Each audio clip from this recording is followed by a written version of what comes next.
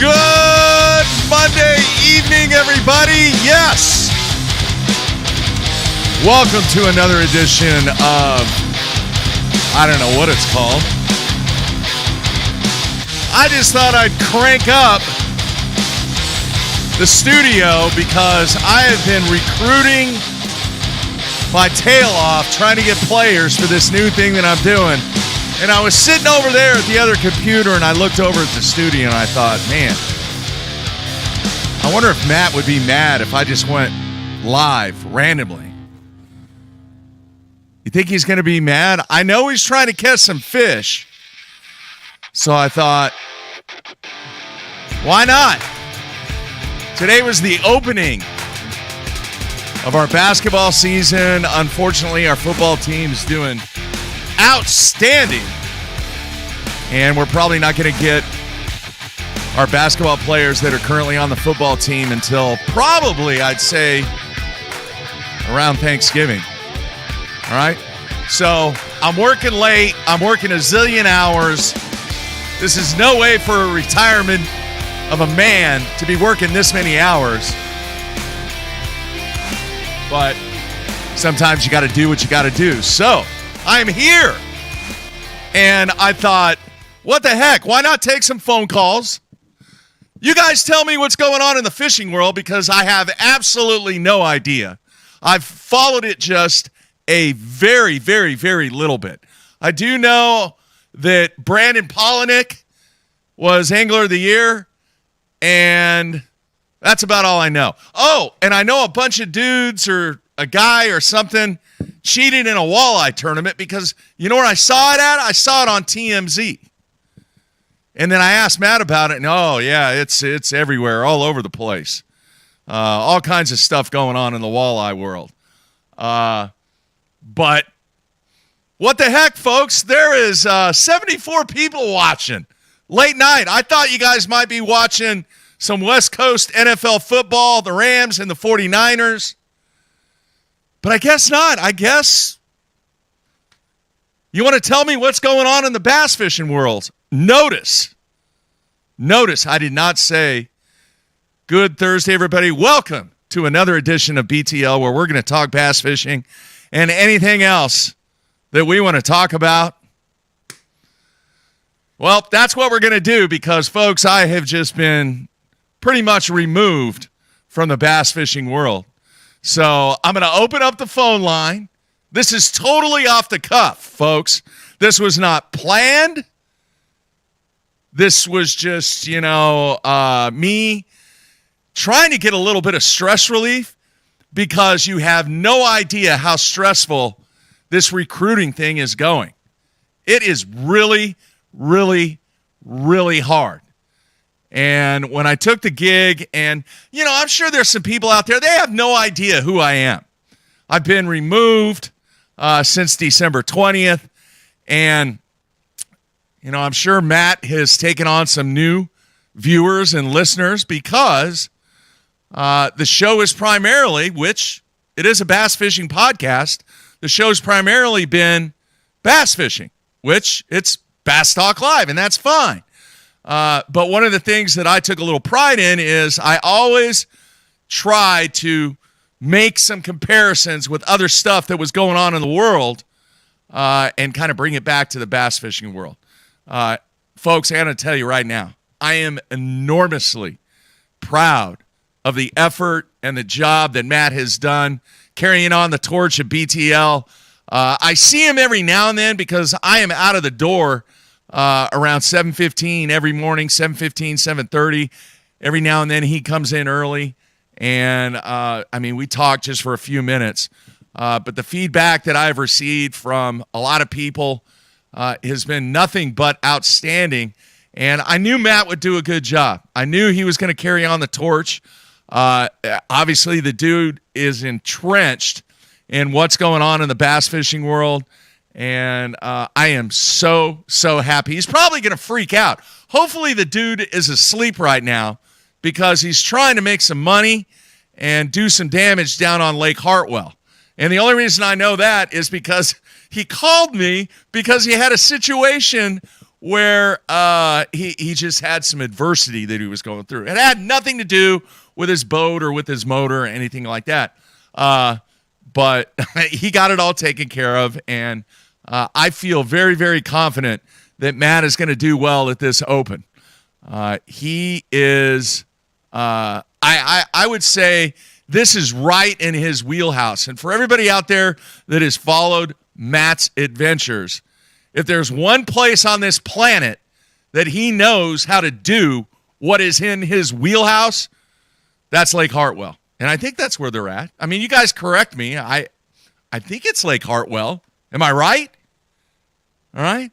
You guys tell me on the instant feedback. A lot of people on the instant feedback. Good gooly goop. Look at all these people, man. What are you doing up late at night? Are you shocked that I'm doing this?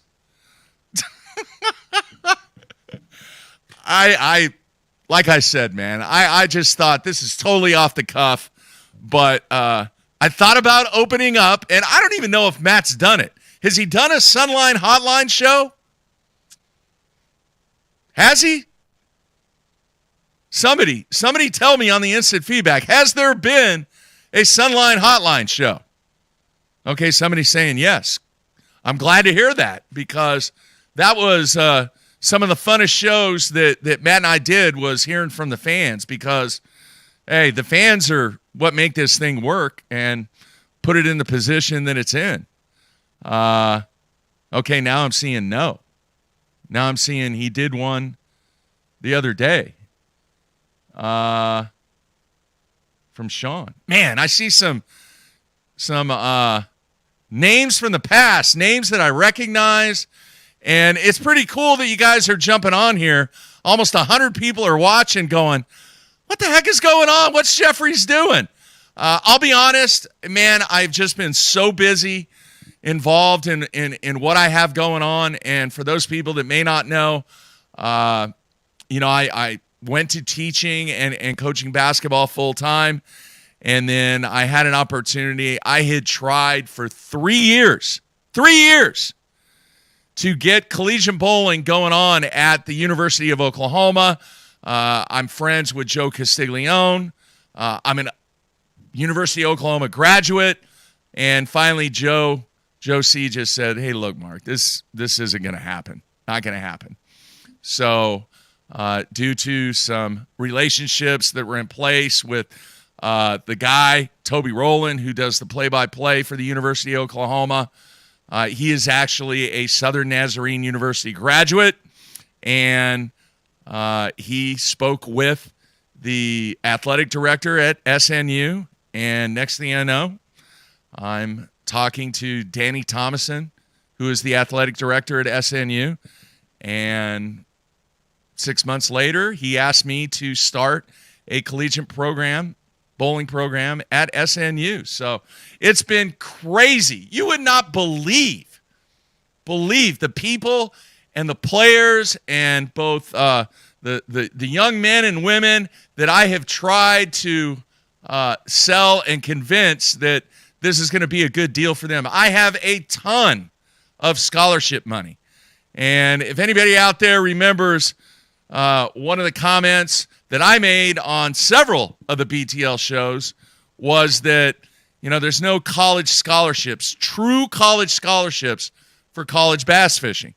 And most of the schools out there, as far as I am aware of, they give academic scholarships based upon what they have done in the classroom and on their ACT. That's how they get their scholarships. Well, with this bowling thing, folks, they are truly getting a combination of academics along with athletics, and I am able to split both of those, and I have a certain dollar amount that I am able to give to potential players that earn their scholarship to attend Southern Nazarene University and be a part of the initial 2023 men's and women's bowling program. So it's been fun. It's been challenging. And one of the things that drives me absolutely nuts about this job is the communication. And it doesn't matter what you do. You can be involved in any business. You can be involved in any occupation, if communication does not exist, there's going to be situations develop.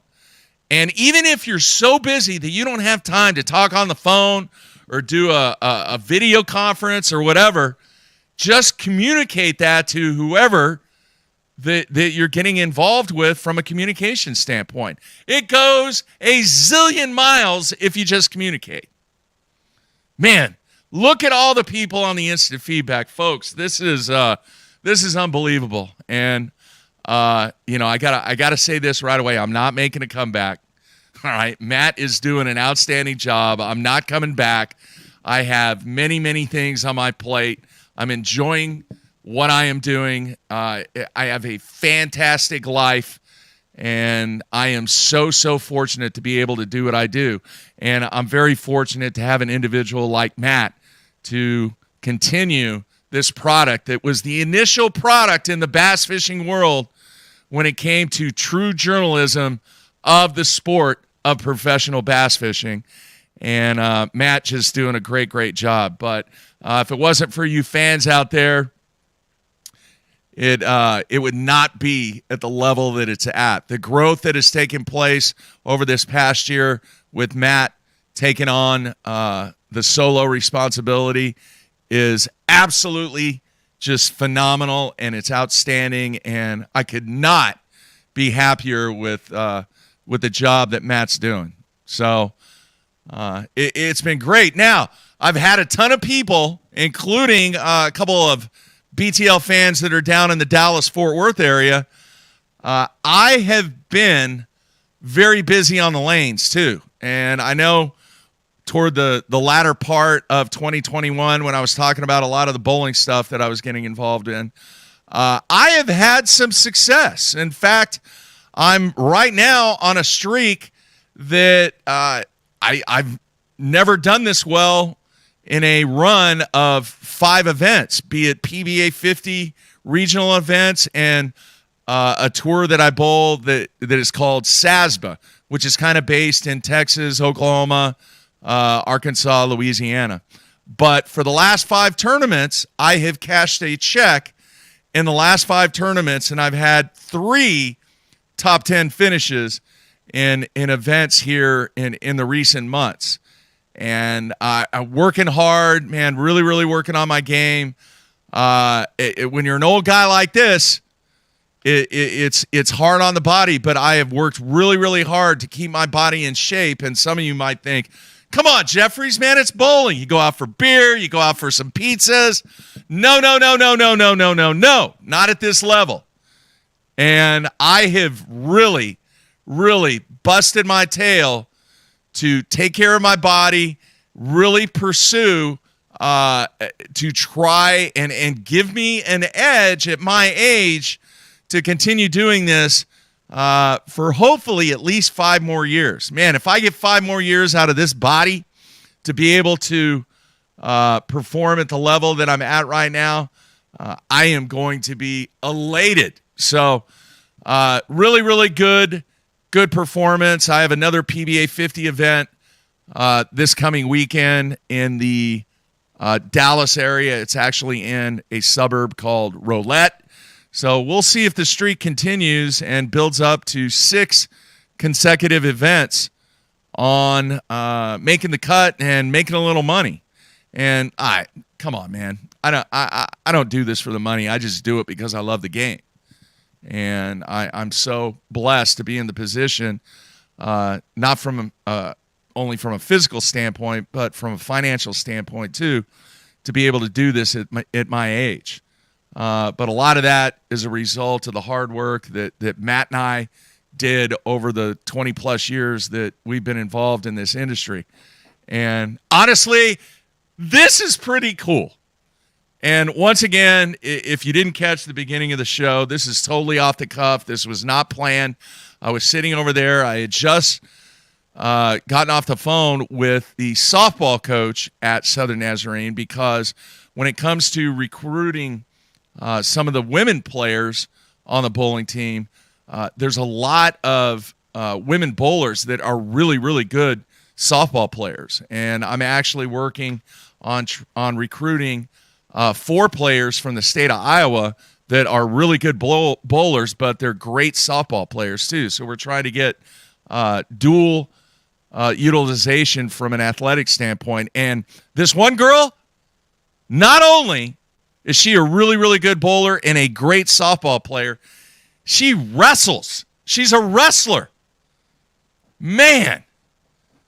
She's a big-time athlete, too. From the research that I've done, probably one of the best softball players in the state of Iowa. But a great, great, great bowler. And, we'll see how that develops. I actually have a call with her and her parents and her coach on Thursday evening, and we shall see how it goes. But I'm pretty excited about that. She sounds very excited to be a 2-sport athlete in college. And, yes, bowling is a sport, definitely a sport, and obviously softball is. So we'll see what happens on that. Now, I'm going to talk a little fishing because, folks, I'm telling you, I haven't been on the lake, even Lake X, since the month of April. What is wrong with you, Jeffries? You're supposed to be retired. You're supposed to be spending a lot more time on the water. Folks, I just haven't been able to do it. But I will tell you this. I have caught a fish in the month of April on that very special spook that the man, Uncle Frank Scalish, made for me. The spook, the number 7 spook. And it was an absolute explosion. And it was about a 4-pounder.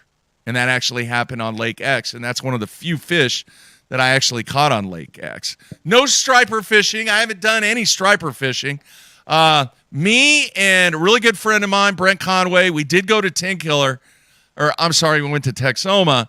And I think I came on the show just for a few minutes and talked about it. It was the absolute best day that I have ever had from a bass fishing standpoint on Lake Texoma. A memorable trip with my good friend Brent Conway, and it was incredible. I mean, we caught like 50, 60 bass, both largemouth and smallmouth, and I think I showed a picture when Matt had me on just for a few minutes of the 8-pounder. It was an 8-pound largemouth that I caught on a flat A at Texoma. And that's been it. That was the last time I was on the water. All right, that's got to change in the fall because if you guys remember, I love fall fishing. Fall fishing, we're past the month of September. The shad are on the move. The water temps are starting to drop. And I am very excited. And hopefully, maybe during fall break and maybe around Thanksgiving, man, that time of the year, you can absolutely smash them on so many bodies of water here in Oklahoma that I've got to take time. I know it's right in the middle of basketball season, but we are going to get some time off, and I really, really need folks to get on the water because it's an absolute shame that I've only been fishing probably 4 or 5 times this year, and that's it. But a lot going on. All right. Instant feedback blowing up. Comments blowing up. I want you to know, do you want me to open up the Sunline hotline? I hope it's going to work. I really hope that it's going to work because I do. I would love to talk to you guys, and we'll just kind of hang out for a little while. You guys can ask me questions. You guys can fill me in on what's been going on in the bass fishing world because I'm telling you, I really don't know. I know Polinick won Angler of the Year. I mentioned that. I think Wheeler won another Angler of the Year and won a lot of money. I think he won, who knows? I think, $400,000 or $500,000 this year? I have no idea. I know he won a lot of money, though. All right? So let me see if Matt still has the number up here. Heck, I don't even know what the number is. Is the number on the stream? Is anybody watching it? Not on YouTube? Hang on a second. Let me see here. Banners. Oh, looky here. Here's the number. Okay, so let me throw that up. There it is, the Sunline hotline, 405-253 5543. I don't even know if it still works, but we're going to try it. If you're hanging out here on a late Monday night and you got nothing to do and you want to call and chat a little bit, give me a call because, folks, this is a massive stress relief for me. Today in class, in my media class, I actually had to send a couple people to the office. Man, I never send people to the office. All right, here, we got a call. Let's see if this works. Let's see here. Hey, you there, man? Hey, Mark. Hey, who is this? Is this Mark Jeffries? This is Mark, man. What's going on? Oh, hey. This is Austin Risky, and I was wondering what you thought on the whole walleye scandal at the walleye tournament. I haven't really dove into it. The only reason I knew about it is there was a flash that came across, and it was on TMZ. And I guess this whole situation has made national news.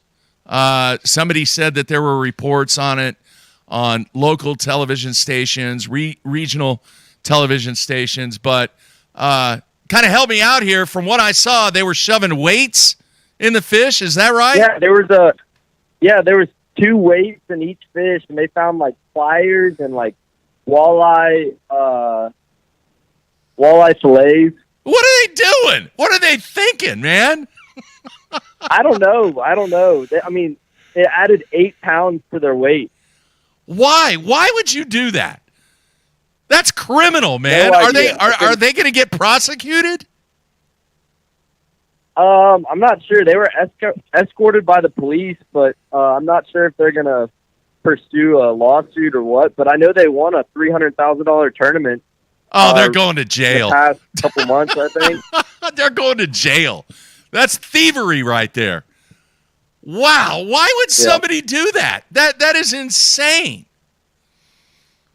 I do remember It's pretty dumb if you ask me. I know, that same I'm surprised situation. He got out of the parking lot. I know. Well, for those people that may remember that same situation, kind of, and I don't know exactly what happened with the walleye, but that same situation happened at the U.S. Open where the dude was shoving weights in the fish, and he got caught, and his life was miserable for a long time there. And then everybody out there, if you're a bass historian, everybody knows about the situation that took place with Tony Christensen. All right, you aware of that? You there? You still there, man? Yeah. Yeah, what'd you say? Yeah, the Tony Christensen, the Tony Christensen situation from years ago. I can't hear you. Sorry, it's like really staticky. Oh, is it really? Is that better? Yeah, Yeah, it's really staticky. It's like I'm listening to an old radio. Really? How's it coming through? You guys on the comments, how's it coming through? Like I said, man, I don't run the board anymore. Matt runs the board. All right. Does it sound I'm not okay? Sure, but it was good talking to you. I'm glad I got your opinions on that walleye tournament. Yeah, they're going to jail. If they get, prosecuted or anything like that, that is going to be a rough situation for those individuals. Just come on, guys, go out, catch your fish, compete. Just show a little respect to the game. Yeah. Yeah. All right, man. Thanks for calling. Yeah. All right. See you. All right. Thanks, man. Well, it was good talking to you. Thanks for taking your time. All right, man. See ya. All right. There we have it. Call number 1. Let's see. I think we got another call here. Hopefully the static is taken care of. Hey, who is this? It's Dave from Ohio. Dave from Ohio, man. How are you? Thanks for calling. I'm good. How are you? I am fantastic, man. I am super busy, but I am loving every minute of what I'm doing right now, and really happy that Matt is doing the job. There's a lot of music in the background. Is that from me or from you? Music. Hang on. I think I can fix that. Hang on. Let's see. Hang on. All right. Are you there? Is it gone? All right, I got it now. All right. It's been a while, man. I mentioned. No, you're good. All right. It's nice to see you again. You look like you're doing great. Oh, things are really good, man. I'm bowling great. Things are going very well with all the classes that I'm teaching in high school. This recruiting process to build this program at Southern Nazarene University is fantastic, and I've been involved with some great people that are helping me out with this, and could not ask. How's the basketball team looking? Basketball team's going to be really good, but we're going to have to wait till football's over because football is going to go deep. Our football team, really, really good. They had a great win on Friday night. They beat undefeated Newcastle. But awesome. The game of the year for us is coming up this Friday on the road at the Tuttle Tigers, and Tuttle ranked number 1 in Class 4A. So crosstown rival, always a heated rivalry. It doesn't matter what sport it is, but especially football. And I think whoever wins that game is going to end up winning district and going deep in the playoffs. So we'll see about that. That's awesome. I'm from a small town in Ohio, and yeah, it was the same with us. We went deep in our football season my senior year, and the basketball team struggled for several weeks. So yeah. I know where you're coming from. Yeah. But no, I wanted to give some insight on the Walleye scandal. Yeah, talk to me. Ohio, and talk to me. They had their 5 fish or 6 fish, whichever it was. There was filleted walleye. I don't know if they were caught that day and shoved in the fish.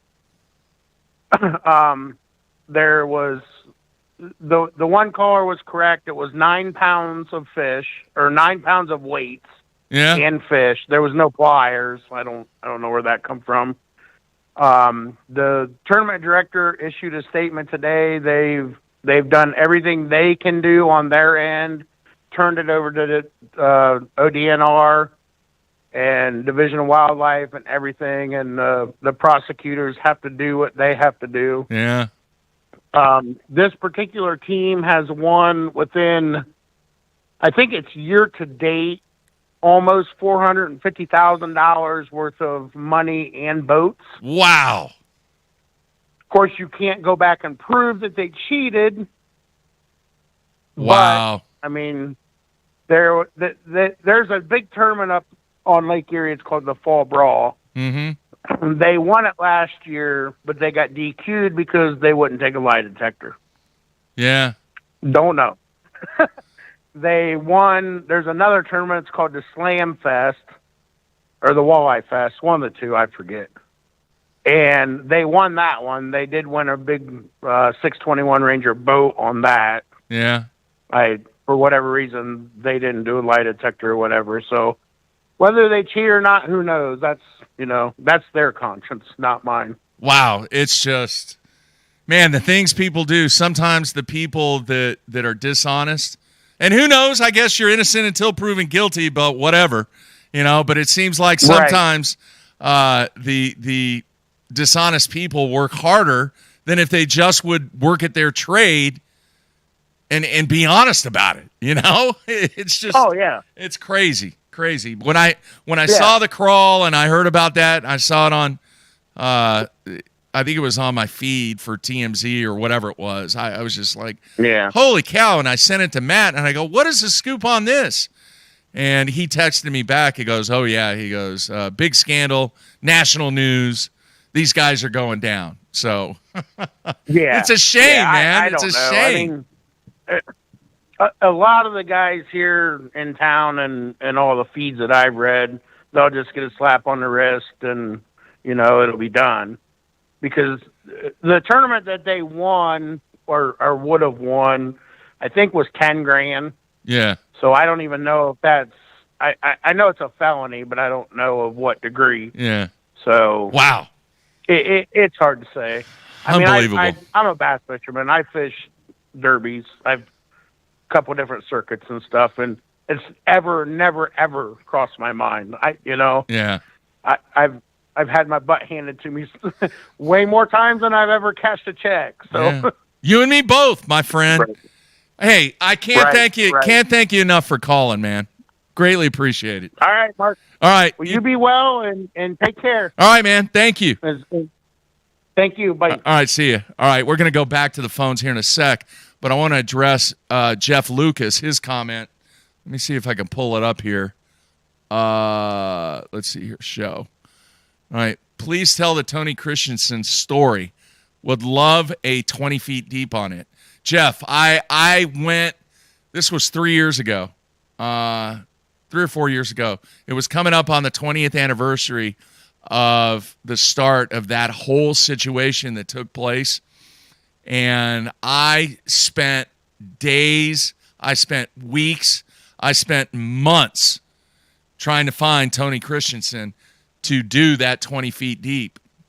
And I found where he is, but he would not make any kind of contact. And, you know, it is what it is. But there were some just kind of weird, just some situations that developed as far as, you know, maybe the legal language and a potential penalty and settlement or whatever the case might have been with that whole situation. Quite honestly, I think there are only very, very few people in the world that truly know what happened in that situation. Tony Christensen obviously being one of them. I think the other one, and I have no idea about this, this is just me saying this, I think the other one was Irwin Jacobs, because he was the man in charge of the entire organization, and I'm sure that Irwin knew what was going to happen and what the situation was, but obviously Irwin Jacobs has passed, and I don't think the story will ever be told. I know there's a lot of speculation. There's a lot of stories that are out there that have been told on what the activities were that Tony Christian was engaging in, supposedly, but there's never been a truly documented journalistic story done on Tony Christensen. And quite honestly, I think that it will never happen. I tried, folks. I poured an enormous amount of energy because I love doing the 20 feet deeps. If you haven't seen the Robert Hamilton documentary that Matt and I did, you need to check that out because there was some creepy stuff going on in that one on you know why he pawned the Bassmaster Classic trophy and you know how drugs and alcohol just kind of had taken over his life. And you know, I don't think the Tony Christensen story will ever be told. And I do agree with a lot of people out there, a lot of fans, that it would be just an unbelievable documentary if it was made. And I don't think it would work if you didn't have Tony be a part of it. And obviously the people that were involved at FLW, you know, and FLW doesn't exist anymore. You know, what's the statute of limitations on any agreements that were made when that whole situation was taking place? I don't think we'll ever know. But it is what it is. It is a part of bass fishing history, but it's a story that I think will just fade away as we continue to progress toward what the professional bass fishing world is going to evolve into over the next 10, 20, 30, 40, 50 years. All right, here's something I want to tell you guys. And then if you want to make a call to me, talk to me, you can talk to me about whatever. You can ask me whatever. Love talking to you guys. This is my stress relief right now with everything I got going on. I'm going to go to the phones here just in 2 seconds, but I do want to say this. One of the things that I've noticed, and I actually talked to Frank Scalish about this, and one of the things that I've noticed with me being away and totally removed from this industry was I wanted to see if there was any kind of scope of this great game, this great sport of bass fishing and professional bass fishing was really kind of present to people that are removed from this industry. You guys kind of understand what I'm talking about now? I mean, when I was doing the show with Matt, I was totally entrenched. I've been entrenched in this industry for well over 25 years. But over the past 10 months, for the most part, I've been totally removed. I mean, I'll channel flip and I'll see some stuff every now and then and I'll go, oh, that's kind of interesting. But as far as, and I've traveled around the country doing this recruiting thing. Okay? And for me to see it from a perspective of me kind of being that outside guy now, is this game relevant, and does this industry have a presence anywhere remotely close to where the people that are not involved in the industry are aware of what's taking place? And the scary thing is, I didn't see it. I really didn't. You know, obviously with me being involved in it with so many years, when I'd go across the lake or I'd see, you know, a guy pulling his bass boat or anything, you know, it would catch my attention. But something that's out there that is trying to be the market asset or the marketability of positioning this game with people that just aren't familiar with the game, I'm not seeing it. And quite honestly, everybody, that kind of scared me in a way, because this industry and this game is still very, very important to me, even though that I'm removed from it.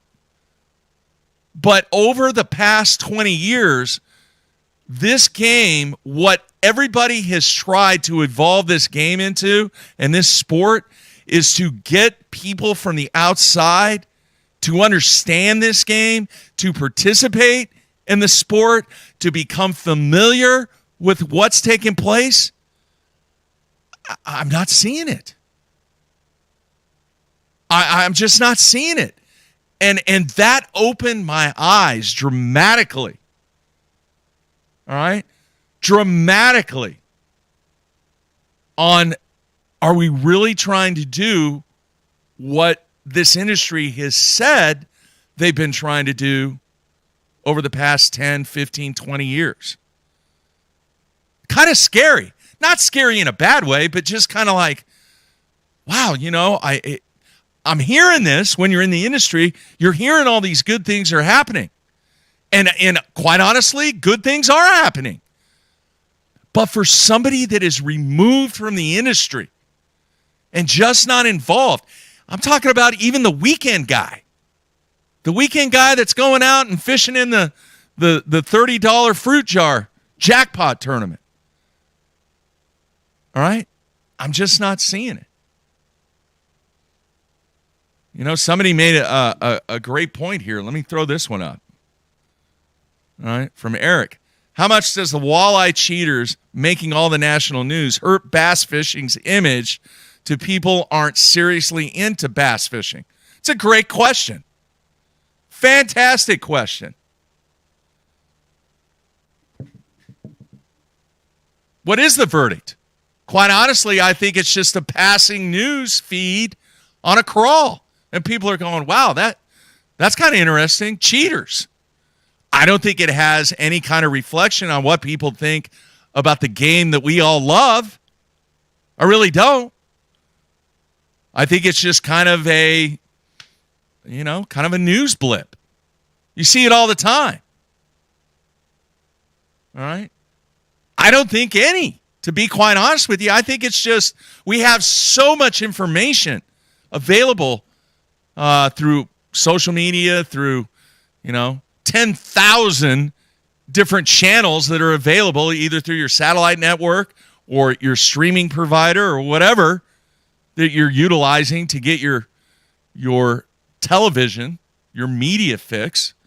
I don't think it has or is going to have any effect on it. But do you guys understand what I'm saying? I'm 10 months removed. I've been fishing 4 times. I'm not seeing it. I want to see it. I want other people to see it. But I'm just not seeing it.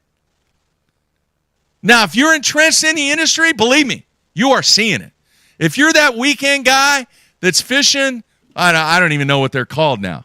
The BFLs, if you're fishing, teen tournaments and doing all this other stuff. Yeah, I think you're seeing it because I think the industry itself is taking care of the game. All right, and I'm not going to get into the whole, this organization and that organization. What I'm talking about is I think the industry that is driving this game, this sport, they're doing a good job. All right? But that is kind of, microeconomics. It's not macro. It's not this sphere of influence that is taking place to people that aren't really familiar with the game. Am I wrong? You guys tell me. But I've been out of it for 10 months, and I'm not seeing a whole lot. I'm not going to say it because when I did the show, there was one thing that was said all the time that I refused to say, and I'm still not going to say it. But I will say this, right? The industry needs to be concerned about making the sport better. And for those people that know anything about me, how many times did I say that? I said that a bunch because I believe it. The industry, the organizations, it doesn't matter what letters you have in front of your organization. This thing is about making the sport better.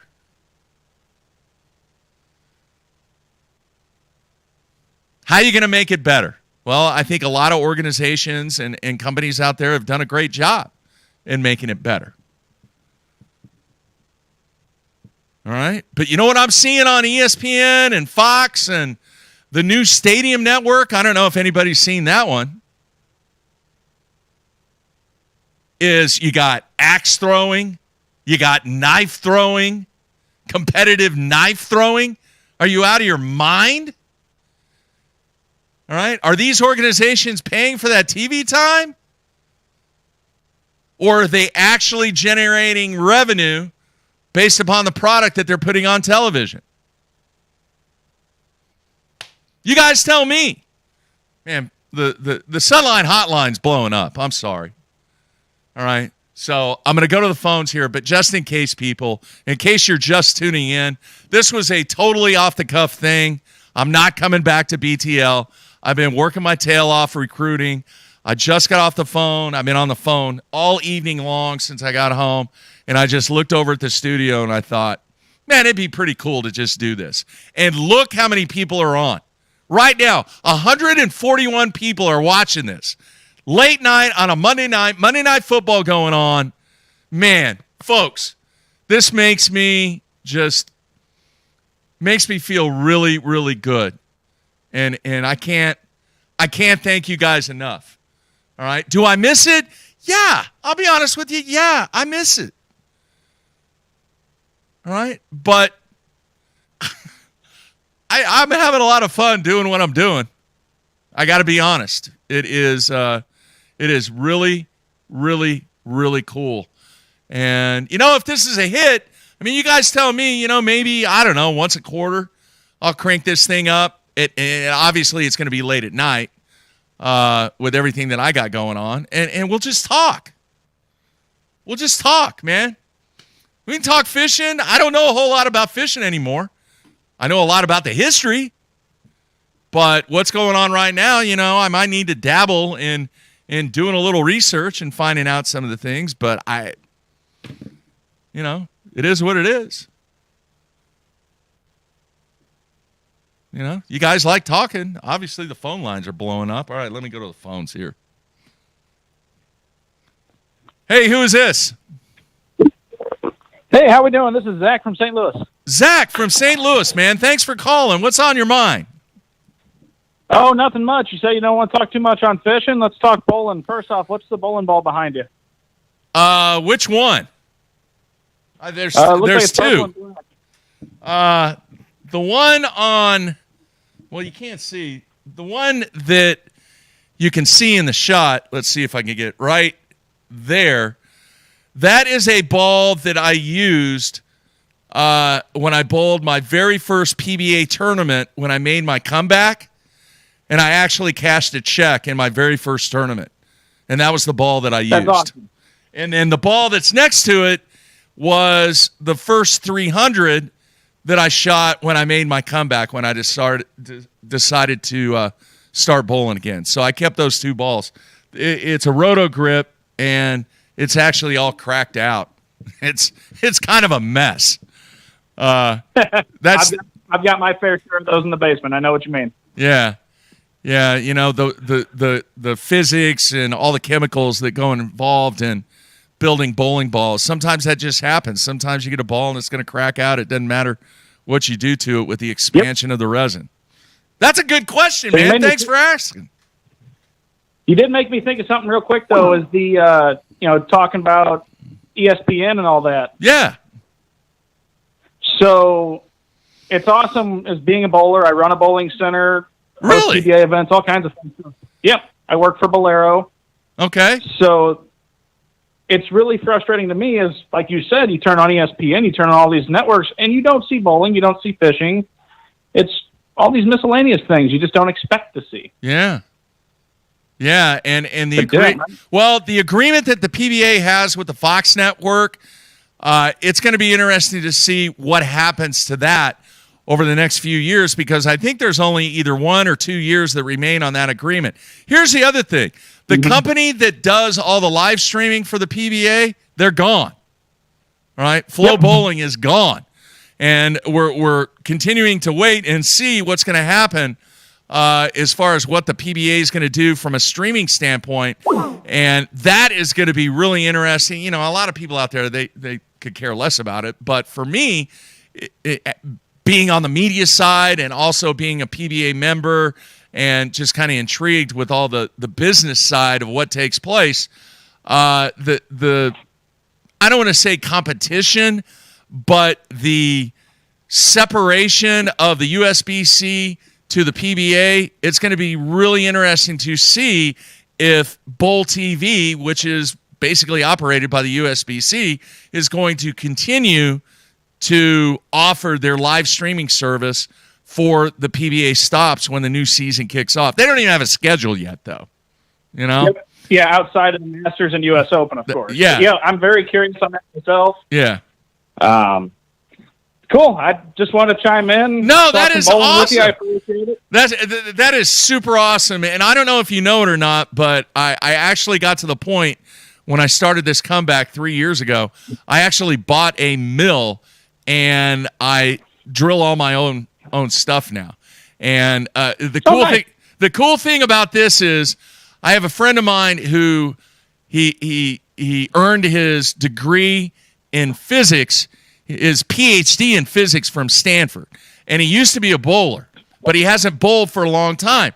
And he actually did some research for me on the difference between symmetrical and asymmetrical and his theory on how a bowling ball should be laid out. And the theory that he sent back to me, the last 8 bowling balls that I punched out, I've utilized that theory. Hey, I've went 5 for 5 the last 5 tournaments I bowled in and getting checks, utilizing his theory. And if I took his theory to a pro shop guy right now, I would get laughed out of the building. Interesting. Because it doesn't make what I call pro shop sense. You know what it would be? It would be like, I'll make a fishing comparison here. It would be like somebody throwing a Zara spook with fluorocarbon. Like, wait a minute. Yeah. What are you doing? You're not supposed to do that. But I can remember Chad the Iceman Griffin actually won an Elite Series event on Lake Oneida, and he was using a topwater, but he was using fluorocarbon line. And we're like, what are you doing? You're not supposed to do that. You're supposed to either throw braid or mono. That's it. But he was using fluorocarbon line, so we just kind of shook our head and go, wow, man, I can't believe that dude actually won and threw his topwater using fluorocarbon line. But once again, there was a reason, and he had his theory and his reason. These layouts that I'm using based upon his theory doesn't make any sense to a pro shop guy, but It makes a lot of sense to me because this guy's a heck of a lot smarter than a lot of pro shop guys out there when it comes to physics. That's awesome. Yeah. Yeah, I don't try anything too crazy with layouts, but hey, shoot me your email. I'll email you some pictures of some of the layouts and explain to you why. I have no problem taking the time out to explain that to you. sounds good. I appreciate it, man. All right, man. Let me call. Thanks for calling. See ya. All right. I got to tell you guys, that was a great call. All right. But this is not going to turn into Bowling Talk Live. I promise. All right. But if you want to ask me a bowling question, have at it. All right. Let's go back to the phones here. Folks, this is so awesome. All right. Hang on here. Hey, who is this? Hey, this is Chris. Chris, where are you calling from, man? I am in Illinois. How you doing this evening? What do you want to talk about, man? I got two things. I'll keep it brief on the walleye deal. I followed it pretty close. Yeah. And, I tournament fish, and I can't stand a cheater. And I've looked, and I don't think they're going to get much. There's so many posts out online that show it as a low-level felony, if that even gets charged. Wow. Probably less than a year in jail if they even do it, and a minor fine. Wow. But I think they probably ruined their lives and potential employment in the future. I would sure hope so. Yeah. One YouTuber put a pretty good thing out there that the fillets inside, there might be some abuse, or I can't remember what he called it, waste of wildlife type charge in some states. Yeah. For doing that. So they might be able to do that, but it's probably going to be pretty minor. Unbelievable. But I'd say the social impact will be bigger than any criminal impact. I'm sure their tournament fishing's got to be over. There's no way they could show up at a ramp. What do you think would happen if those dudes showed up at a ramp? I don't care if it was the Thursday night jackpot. It wouldn't matter. Yeah, I was as a tournament fisherman for a long time. I was glad nobody did anything stupid at the ramp, if you know what I mean. It wouldn't have benefited anybody, and that they hurt them or anything. That would have been bad. Yeah. But anyway, I got a fishing comment too. All right, bring it on. Glad to see you on there, man. Yeah, thank you. I fish a lot of core lakes in the Midwest, have forever, and I'm getting older now. I just turned 50, but the degradation of some of these core lakes is sad with the environmental things in the country. Mm-hmm. Do you think there'll ever be new lakes built? Man, that is a great question, and my opinion is no. I really don't, because the one thing that and correct me if I'm wrong, but part of the reason why a lot of these core lakes were built was because of water control. Agreed? Yes. All right. It had nothing to do with fishing. Fishing was just kind of a byproduct of what the core was doing. It was all about controlling the flow of water. And are there situations where the core really needs to get involved currently because of water control issues across the country? I don't know. All right. But off the top of my head, I don't think that there's any pressing water control issues where the Corps needs to spend not just millions, because now it's billions of dollars to put, a core lake, a very large core lake, and do that. One of the things that I've often wondered, and it's kind of related to your question, you got a lot of people out there with a lot of money, all right? And you got a lot of people out there that love fishing with a lot of money. Do you think that any investors, because it definitely would have to come from the private sector, maybe they could even get it to a point where these investors, they end up going public, it becomes a publicly traded company. I mean, this is really, really kind of way out there. But think about that if you had this investment company that decided to invest in building lakes across the country, and they created a business model where there was actual revenue that was generated due to the use of these bodies of water that would be built. Now, I'm not talking about going around building 20-acre farm ponds. I'm about, investing billions of dollars and creating a situation that is a win-win for everybody involved. The industry, the anglers, the communities, because think about the economic impact that takes place with these communities that are surrounded by bodies of water. It's a pretty big impact. So is there a way to generate revenue? Because bottom line is this: nobody's going to do anything if it doesn't make money. That's just the world we live in. Yeah, I don't think any private investment would do this. I think it would only be public money. Yeah. But like you said, the impact to communities, the people's enjoyment. Where I'm going with this is where you're saying the industry's trying to grow. Mm-hmm. Our playing fields are getting smaller because some of these lakes, some of the parts of them aren't worth fishing anymore due to siltation on the bass side. No, I agree. Yeah, we have a lake here in Oklahoma, Lake Eufaula. I believe Lake Eufaula is the largest shoreline for a core lake that exists in the U.S. Well, about 3/4 of the lake is dead water when it comes to bass fishing. Yes. There's I won't name names, but there's a lake I fish a lot, and it's there's only about a third of the lake that's worth fishing anymore. Yeah. And all the lakes, many lakes that we fish, you talk about growing the sport, all I hear is they're too crowded when we have tournaments. So yeah. I don't know how you do that without more lakes, or I don't know what the answer is. Just a comment. Yeah. So. No, it's a great topic. It's a great subject to dive into, but it's a valid point. But I can't see the government get involved in billion-dollar projects from a core standpoint. Somebody mentioned on the comments that in Texas they're about to open a couple of 2 new lakes. I don't know anything about that, but if that's the case, that's great for Texas because the economic impact that takes place around the communities, as long as they do it right and really market the availability of what they have to offer for that geographical location and that area, is going to determine whether or not that place is going to survive.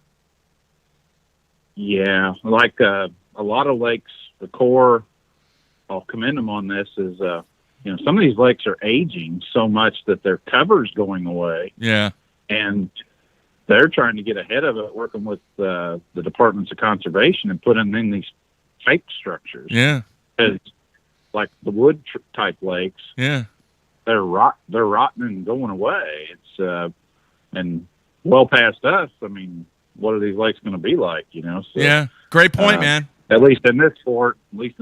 So good to see you on. All right, thanks, man. Thanks for calling. Yes, sir. All right, see you. Hey, somebody fill me in on this. Hang on, I gotta. Okay, I'm good now. The lines are open. Somebody fill me in on this if you want to call me up. I haven't looked at it. The Elite Series schedule come out yet? And here, this is all I want answered. Are they going to the same lakes? Has the MLF schedule come out? Same question. Are they going to the same lakes? That's all I want to know. Let me see. And like I said, I have no idea where they're going. They're probably going back to the St. Lawrence River. They're probably going back to Florida. Are they going back to Lake Fork? Are they finally making a trip? And I was very vocal about this, to Lake of the Ozarks. All right. You guys tell me. I have no idea. I haven't looked it up. I haven't even paid any attention to it. I'm just guessing here. Are there new lakes on the schedule? All right. Somebody says no Lake Fork. Well, that's good. I mean, they've went to Lake Fork how many years in a row? A bunch. Any new lakes? And Matt and I many times have offered suggestions, and I get it. There's a lot of logistics involved. You got to make sure you got cell service. Obviously, everything is driven by money. You got to make sure the community is going to pony up whatever the host fee is. So a lot of stuff going on there. But I'm just curious. In fact, if you guys don't tell me, that's something in my planning hour tomorrow at school. I may pull that up and see what the schedule is. Let's see here. Okeechobee, Seminole, Sabine in June. Oh, I bet that's going to be fun. The Big O. Yeah. Yeah, it looks like the same stuff. All right, here, I got another phone call. Man, you guys rock. Hey, who is this? Hey, this is Brendan. Brendan, where are you calling from, man? I'm calling from actually South Georgia, and I'm calling from my closet because I don't want to wake anybody up in the house. That is awesome. Do I need to talk real quiet? You know, we don't want to wake anybody up. Oh no, it's fine. All right, it is kind of late now. What's on your mind, man? I just wanted to call in and say thank you so much for all the amazing entertainment and information you've given us for all these years. And yeah, you know, if you're ever in Georgia, just let me know, and I can teach you how to make baits, and we'll go catch some fish on topwater. Where? Tell me where. A few private ponds close to my house. Okay. Yep.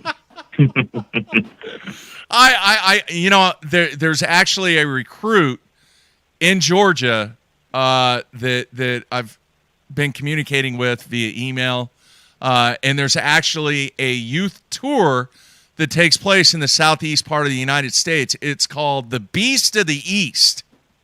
That's the name of their tournament organization, and I've actually been in touch with the person that runs that tournament organization and was kind of debating on whether or not I should make a trip out to the East Coast. There's a lot of youth bowling that takes place in Georgia, South Carolina, and North Carolina, obviously Florida, but I'm not going to Florida. You know, I mean, they have enough to deal with right now with all the hurricane damage and stuff. But even before the hurricane came through, I just made the decision that I was not going to recruit in Florida. You have the number 2 school in the nation when it comes to collegiate bowling located in Florida. If there's any players, they're going to get those players. Del Warren is the coach, and he's a Hall of Famer. He's been doing this forever. So Florida is kind of his domain, and all the decent players, both men and women. Del Warren, he's kind of keyed on when it comes to the available players in Florida. But no, man, I'll take you up on it. You got to shoot me. You got to shoot me an email, man. mark@basszone.com. I still got the email. Okay. The email hasn't went away. Shoot me your contact info, and man, I hope we didn't wake anybody up. No, we're good.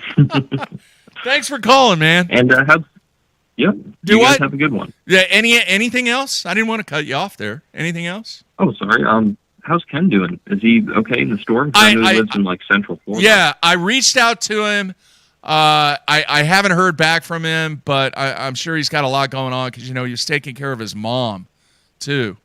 So that's actually on my list tomorrow to try and touch base once again with Ken, and Matt being gone all this week fishing the open.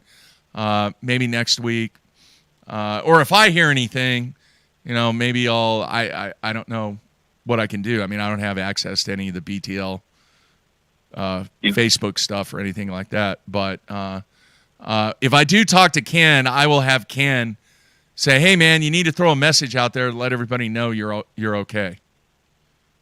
Yeah. All right, I'll do that. Hopefully he's okay. So. Yeah. All right, man. All right, thanks for calling. So much. All right. See ya. Yep, no problem. Bye. All right, good stuff there. The man's taking a phone call from the closet. I think that's a first. In the many years that I've done this, I don't think I've ever taken a phone call while the person's in the closet. All right, here, let's go back to the phones. Hey, who is this? Hey, Mark, it's Jacob from Huntsville, Alabama. Jacob, how you doing? Very familiar with Huntsville. I am. That's where my dad grew up, man. Right by Huntsville. Oh, great! Yeah, great place here. Love it. Yeah. So Great, what's on your mind? Wanted to talk about the growing the sport. You talked about. I don't say that. I refuse to say that. Okay. Well, making the sport better. That's what I say. There we go. All right. So MLS is doing the team deal instead of the cups this year. And I was wanting to get your kind of feedback on that, because that could be a good avenue to attract more people, but it's just on like streaming services that you have to pay and all that good stuff. It's just not, it's only to, like you said, the people that are entrenched in bass fishing. Yeah. So, yeah, I was just going to see what you thought about that and how we might be able to get that out to other people that, it might be kind of a feeder thing to get people more involved or get more attention to the sport of bass fishing. Yeah. Yeah. I'm not 100% familiar with this whole team thing that's going on. I know a little bit about it, but I'll say this, and Matt and I actually did a show on this, I don't know, a year or 2 years ago, where I said, look, I said, if this sport's going to grow, I said, you have to create a situation that people outside of this industry can understand. In other words, you got to create something that people can relate to. And I came up with the concept many, many years ago of, look, why don't you have cities versus cities and actually have a true professional fishing league, of which, Dallas competes against Oklahoma City, or Birmingham competes against Nashville. And you have 4 players that represent each of these cities, and you have a industry or a non-endemic, if they were lucky enough to get a non-endemic, you have a company that actually employs these 4 anglers that represent this team in this professional league. All right? The marketing that you do locally, the marketing that you do in positioning that team in your region, in your metropolitan area, now people can kind of relate to that because it's in a format of which all other professional sports are. Representation of a team and a brand of which the public can follow and become fans of. Right. I don't know really what they're trying to do with this team thing, other than, and this is a fact, that most of the tournament fishing that takes place across America is team fishing. You agree with that? Right. It's a fact. 100%. Yeah, it's a fact. But most club tournaments around here that I'm involved in, team deal, me and my dad fished one through his work, which is pretty cool. Yeah. And if maybe that's how it needs to start, is these groups get together, these local clubs go and fish against other local clubs and try to get it going from there, maybe. But honestly, the concept that was discussed numerous times on this show of having cities compete against cities and creating a true league format, I think it would obviously engage the fans that were inside the industry. But I think now, the local journalistic media is going to cover this, especially the way that you position it with those media outlets. It may be a blip on the 10 o'clock sports report, on the 10 o'clock news, but now let's think about this. How many times does fishing get mentioned in any capacity on the 10 o'clock local news? No, never. Never. And you would think, especially here in Huntsville, we have all these lakes around here. You could get some kind of coverage. I actually know several of the people here in the news, and I talked to the sports director. They had a tournament. The elites were here on Gunnersville. Yeah. MLF was here. I'm like, hey, big bass tournament. Are you guys going to do any kind of coverage on it? Because I've never seen anything. They're like, no. I'm like, well, everybody fishes it. Everybody has a boat here. Yeah. What else are you going to fill your time with other than, JV basketball? Yeah. Which, don't get me wrong. That's important too, but, we're talking, it's a professional level stuff. You think you could get it on the news. Yeah, here, I'm gonna throw out, I didn't mean to cut you off there, but I'm gonna throw up a comment from Spencer. It says the sport still needs to figure out how to get non-fishing people to watch and then participate in fishing. I opened up the show talking about this. And me being removed from the industry, that's how that whole discussion kind of came to fruition about I'm removed from it. I'm not seeing anything about the game. And I made the comment that kind of scares me.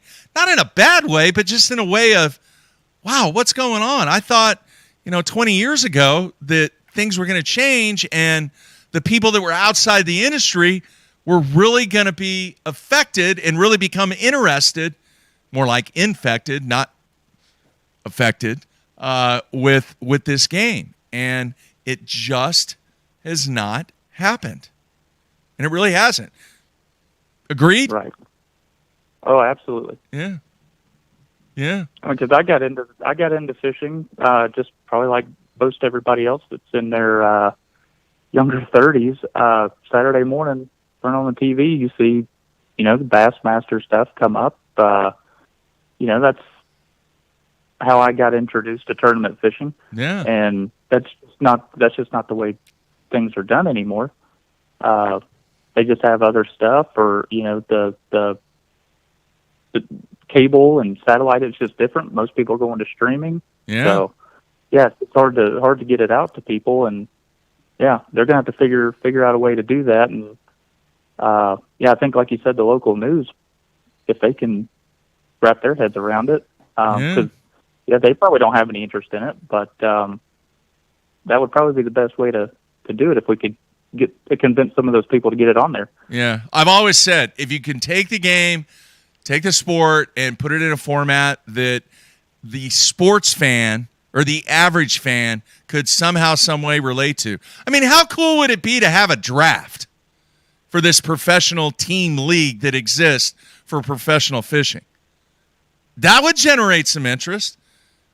Trading, trades taking place, picking people up off of the wire, the waiver wire. It would be really, really cool.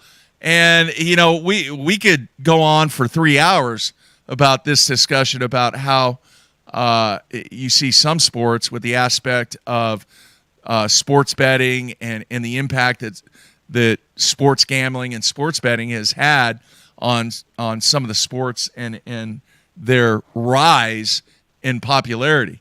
Now, do I think that'll ever happen? No. We talked about it. Matt and I had numerous shows that, hey, why isn't Vegas taking lines on the Classic? Why isn't there a betting line on the Bassmaster Classic? Well, there's a lot of reasons for that, but if a casino ever did take a betting line on the Bassmaster Classic, I guarantee that would open the doors to a lot of people that really didn't even know what professional bass fishing was. Oh, for sure. So, a lot of work to be done, man. A lot of work. A lot of stuff still needs to happen to continue to grow this game. But as I mentioned earlier in this show, the companies and the industry insiders that are inside the bass fishing world, they are doing a fantastic job at creating the drama and the engagement with the fans and with the players, both the weekend guys, the tournament guys, and everybody else that just wants to go out and catch fish on the weekend. They're doing a fantastic job in keeping those people engaged. The big challenge is, all right, how do we make the sport better? That's what that's what they got to do, and it's hard. It's not easy. All right, man. Absolutely. All right. Thanks for taking the call, Mark. And, Yeah. good to see you back. Yeah, man. Take care. All right. See ya. All right. See ya. All right. Once again, folks, I need to make sure that everybody is aware I'm not coming back. I'm not replacing Matt or anything like that. This was just a off-the-cuff idea that I had, and I thought, what the heck? Here, I'm going to throw this out there. Here it is, 11:18 p.m., and we still have over 100 people watching whatever we're calling this. What should I call this? If I ever do this again, and I'm not promising, but if I ever do this late-night stuff with all you great fans out there, give me some names on what I should call this on the old comments there. Oh, people are talking about the 24-hour show. I really don't know how I could get that done, but I don't know. Maybe I could talk to Matt. I know he's super busy. Mark After Dark. After Dark with Mark. I kind of like that. No, Bowling Talk Live. No.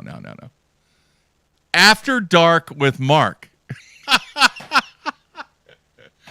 That's pretty good. Hey, man, some nights it's not until 11 o'clock, 10:30, 11, 11:30 that I have any free time. I was talking to Becky Iaconelli, and because I'm still kind of doing some media back-end operation stuff for Ike Live, and we were getting the live chat set up for the Ike Live show, and I told her, I was like, man, I am super busy for a retired guy. But if I wasn't busy, I wouldn't be happy. And I like the Mark After Dark. That's that may fly, But you guys got to tell me if you want me to do this again. I don't know. It seems like it's going okay, but maybe once a year, make it an annual thing or something. All right, let me go back to the phones. Hey, who is this? This is Jeremy Anderson out of California. California, Jeremy, how are you, man? Good. How are you, man? I am fantastic. I'm loving every minute of this, man. This is very cool, and I can't believe how many people are watching and how many people are calling in. So what's on your mind, man? Well, we definitely feel the void without you there. Not that we don't love Matt Pangrath, but I'm glad you're enjoying your retirement. You're staying busy. Yeah. Things are going really well, man. So anyhow, in the line, I'm sure you've seen what the online wave is, and it's with the whole walleye cheating thing. Yeah, we talked about that. We've all kind of had our fill with it. Yeah. But, I think it's kind of overshadowing the Jeff Sprague incident, and I just want to know what your thoughts are on that. And I don't even know exactly what happened. I don't either. I have no idea. What is it? What happened? Yeah, supposedly, I think it was information sharing, from what I understand. But then you look at the meme pages, and then they're just going crazy and trying to rip them to shreds. But I don't know if it's valid or not. I have no idea. I haven't talked to Matt about it. Like I said, there's been two people. No, I take that back. There's been three people in the bass fishing world that I've spoken with the last 3 months. Matt, Frank Scalish, and Becky Iaconelli. And that's it. Well, that just sounds like you're keeping it simple and you're enjoying your retirement like you should. So I've been busy. At a certain point, that bass fishing becomes a job, man. I know. I'm sorry I don't know anything about that, but I just been kind of removed from it. Well, not a problem. Yeah. Well, with that being said, I like what your thoughts are with the Las Vegas thing. Oh, yeah. I've said that for years. Years. Exposure-wise, and then also a league system to where it would become like real organized sports. Yeah. I think we're going in the right direction with college fishing and high school fishing, but I would like to see it kind of evolve a little bit differently. And then also, with that being said, I would like to get your thoughts on what the Bassmaster Opens policy is now. You got to fish all the Opens in order to qualify for the Elite Series. I don't know if that's fair. That's interesting. Matt mentioned that to me briefly. It was one of the mornings that I came in here, and he happened to be in the studio early because I had to feed the cat. I feed the cat every morning. We still have the cat. Matt didn't take care of the cat. I still have to take care of the cat. Anyway, he just briefly mentioned that to me. And I hadn't really thought about it, but I'll say this from an initial thought standpoint. I have said numerous times on this show that there needs to be a playing field of which the anglers are truly tested on whether or not they have the game to make it to the highest level of the game. All right? Yeah, it would be no different than baseball, like a farm league, a AAA, and then the minors, and boom. Yeah, and I know that there are a lot of people. There are a lot of people out there that fish the opens. They fish 3 of them. You know, they were business owners. They were still sticks. You know, they could still go out and catch them, but it was kind of their way of not having to spend a lot of money. They're still spending a pretty good chunk of change, but they're not investing in having to fish 9 events. Here's my initial thought, all right? I think it's good, but I think it's good based upon the premise that if that is going to be your AAA level, then you need a AA level. You do, all right? You need a secondary level underneath that level because not every single person out there in a competitive bass fishing world wants to be on the Elite Series. Do you agree or disagree with that statement? Absolutely, because you got a lot of regional pros that are family men or they're homebodies, and they're not looking to drive to Lake Oahe. You know what I mean? Yeah, no, I agree with that. Looking to drive to New York. But I think the other problem with the open thing is that they're killing the diversity of the fishermen that could qualify for the elites through their regional opens. So not only if you've got to fish all of them, it kind of just clamps down on everybody. It makes it more of a boiler room situation. Whereas, you know, if you just fished the Northern Opens back in the day, you could qualify for the Elite Series because you were the top in your Open Series in your region. So I think we're killing some of the regional fishermen entering into the Elite Series as a direct result of that. No, I will agree with that statement, but I will rebut by saying this. Just because you do well in 2 out of 3 events does not put you at the level that you should be on the Elite Series. Now, let me finish, okay? I've said this for years. The proving ground, and it has been statistically tracked, that the vast majority of anglers that qualify for the Elite Series, after their 3rd year, if they survive for a 3rd year, it's less than 15% of those anglers are actually earning a living. And when I say earning a living, I'm talking about that they're coming close to breaking even. And Ken Duke and I have had this discussion numerous times. Now, let me say this to add to that. If there are people out there that truly want to be professional anglers, if this is what Bass has done is you got to fish all 9, I think that is the right thing to do because now you have to create the financial investment, you have to create the sponsorship or whatever your resources are to come up with the revenue that guess what? If you do qualify for the Elite Series, you're going to have to do the same thing.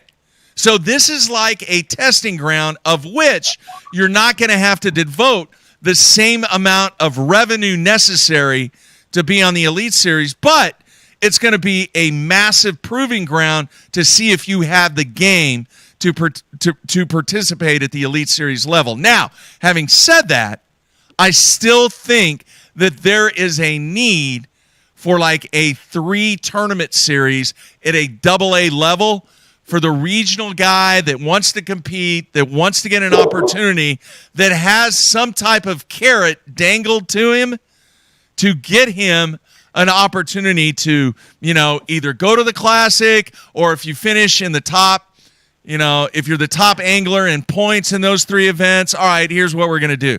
We're going to give you entries into the 9 Opens the next year if you want it. If you don't want it, all right, here we'll give you $10,000 or whatever it is. All right, to where that kind of reminds me of like Brandon Polinick or like Matty Wong too, how they qualified. Like I didn't see them fishing a ton of opens. They just made it through the federation. I know. But I think the But 9 that's treacherous, and they earned it. Yeah, I think the 9 event thing is necessary. I truly believe, because I now think it kind of makes it elitist, though, from a price point, financial status. it's kind of massive. It's massive. You have to have some serious revenue, some serious money if this is what you want to do for a living. And I think everybody out there that watched Matt and I over the years, I was pretty hard on Matt, saying, look, dude, you can't, people cannot continue to do this game unless you have the funding in place to fail. And that's a harsh statement to say, but you better have a backup But that's plan. the reality of it. It's the reality of it. Absolutely. Yeah. Yep. Good stuff, man. But it seems like they just keep upping the ante, and it's really put your money where your mouth is. You want to play with the big boys. It is. It is. And I think a league system where you just work your way up step by step, I think that would give a lot more anglers the opportunity and the drive to kind of build that and build momentum going into that. Yeah. Hey, bottom line is this: it's a rich man's game. I don't think anybody can argue with that statement. It is a rich man's game. Yeah, absolutely. Have you seen the price of swim baits lately? I have not, but I can't imagine what they are. It's ridiculous. No, they get more ridiculous every day. Yeah. But the only reason that the ones are selling for the price that they're selling for, and I got a bone to pick with Matt about that. One of these days I'm going to have to call him and bust his chops about that. But hey, send him an email, matt@basszone.com, man. You just yeah. He thinks we're like some kind of cult members, and we're just so superstitious about everything. And then he tried to compare like an inject bait to like a hand carved wood bait, which there's no comparison. No. Obviously, he's never had a good hand carved wood bait. I agree, man. All right, thanks for calling, anyhow, dude. Yeah. Pleasure talking to you. Congratulations on your retirement from UPS. I just hit 27 years. Nice. You got my watch. Nice. Anyhow, and then big shout out to Dan O'Sullivan. I've met you before back here at the Sacramento ISE through Dan O'Sullivan. Yeah. And I'm just happy to see that you're enjoying your retirement. And thanks for taking my call. I really appreciate it. Yeah, man. You have a great remainder of your week. Yeah, you too, Mark. All right, Take man. care, bud. Take care. All right, that was a great call, man. That's good stuff there. Am I off base? I mean, it is a rich man's game. I don't know anybody that would argue that with me, because it takes a lot of money, especially now fishing 9 events, to make it to the big leagues. But that's the game. You better have a backup plan. All right, back to the phones. Hey, who is this? This is Adam. How are you doing, bud? Adam, how are you, man? Where are you calling from? Man, I'm calling from wonderful southeast Texas, down here around Beaumont, Texas area. How are you doing? Beaumont. You know, I have a history with Beaumont. Oh, yeah, good or bad? Very strange. All right, I'll sum it up in a very, very quick story. All right, there's a PBA event that I bowl in every year. It is the Friday, Saturday, Sunday after Thanksgiving. It is at a PBA Hall of Famer. His name's Mark Williams. He owns the bowling center where this event is at. The first year I bowled, I did not bowl well. This was 3 years ago. I did not bowl well. I didn't feel well. And come to find out, I actually had a heart attack. That was when I had my heart attack. Oh, I didn't. All right. The next year, they didn't have it. The next year, which was last year, I got disqualified. I actually made the finals, and I got disqualified for using an illegal ball that was not on the PBA approved list. And that was a story in itself. But that got straightened out, and they actually gave me my entry fee back because they were part to blame on that and everything. So I'm planning on going back to Beaumont this year with a really, really good outcome. Come on, man. I'd love to come down here. I noticed that y'all are from the Oklahoma area. I used to live up there as well. So we actually have some mutual acquaintance there, I guess, as far as you can say as the territory goes. That's awesome. That's a funny story. I think I know exactly what that bowling you're talking about. Yeah, I forget what it's called, but Mark Williams, great guy, man. Star Bowling Alley, I believe. So Yeah. I know Mark personally. Now, he used to bowl a long time ago. It's been a while since my wife and I did a lot of bowling, but Man, he used to have – Mark had the greatest hair in bowling back in the day. I believe it. It was man, it was all permed out. It was kind of mullet looking. It was 10 out of 10 on the hairstyle, man. Back in the prime of his career. Now he's in the Hall of Fame. Hey. And he's still a heck of a bowler. Hey, we all had better hair back in the prime, right? Oh, no doubt, man. No doubt.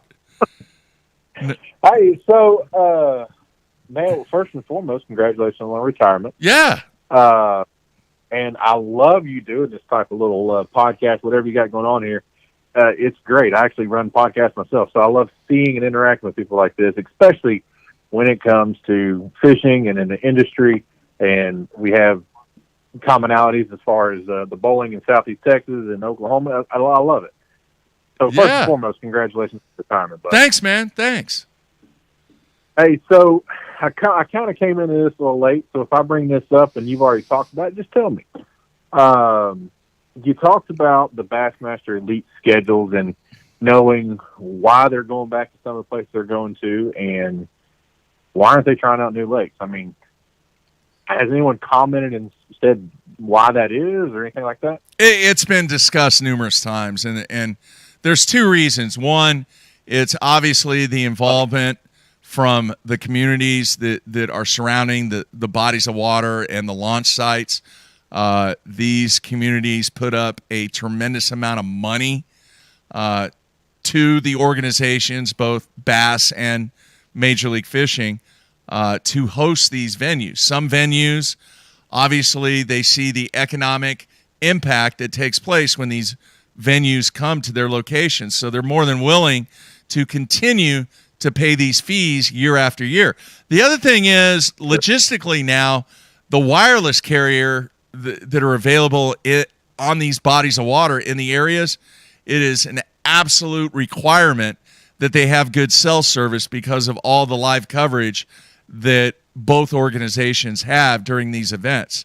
And then I think finally, the ability to position their product in a brand new area, it's much easier to continue going to here, I'll make a fishing analogy here. It's much easier to continue going back and trying to catch fish where you've had a lot of success than it is spending the time and effort to go out and use your knowledge, use your electronics to find new areas where you believe that you might have success. So, you know, the ease, the availability, the funding, and, you know, obviously these organizations, they've put on great shows, and the communities have really bought into what they're doing, and that's why they continue going back to the same venues over and over. Yeah. No, and I agree with you. As far as, well, number one, I mean, you and I both know that. You just said it 5 minutes ago that this sport is a rich man's game. It is. And unfortunately, you're right. I mean, it is. You're talking about $100,000+ bass boat, $50,000 to $100,000 truck. I mean, that alone right there is $250,000 easily, then travel and expense everything else. But my question is, and this is going to completely contradict everything, but I'm born and raised in Southeast Texas, right? All right. I'm an hour from Sabine River. I'm a half hour, well, a little bit further, about an hour from Sam Rayburn, Toledo Bend. Two of the biggest named lakes in Texas, right? Yep. Toledo's kind of filling off, but it's still up there. My question is, the elites continue to go back to Orange, and I have nothing against it.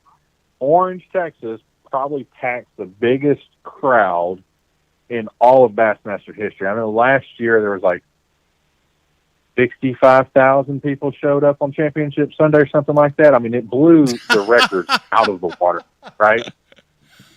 In a little town of Orange, I mean, Orange isn't a huge town, but I mean, it's bordering Louisiana and Texas. Yeah. But especially, I mean, we were beaten up by Harvey a couple years back, and we didn't have anything. Then COVID hit, Yeah. People just want to get out of the house. Yeah. But the fishing sucks.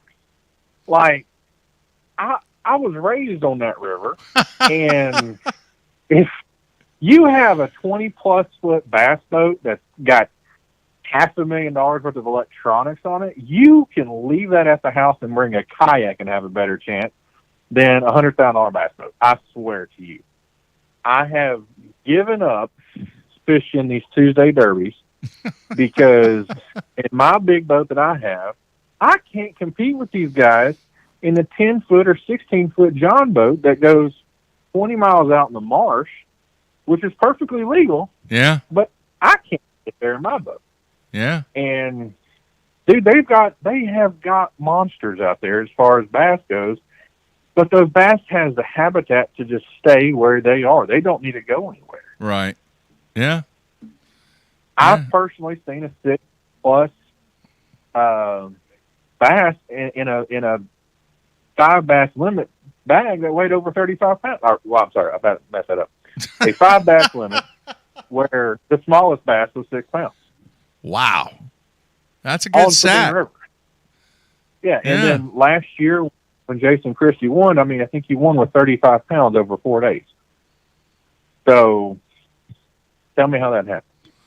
Well, it's money, all right? It is the amount of revenue that is generated as a result of the fees that are being paid to the organizations by the communities to bring those events. And here, I'm going to correct you, and you know, I don't know how many people remember this, and I remember I had many discussions with Trip Weldon and also with Eric Lopez that the crowds at Orange, they like to compare that to the crowds that were at the St. Lawrence River.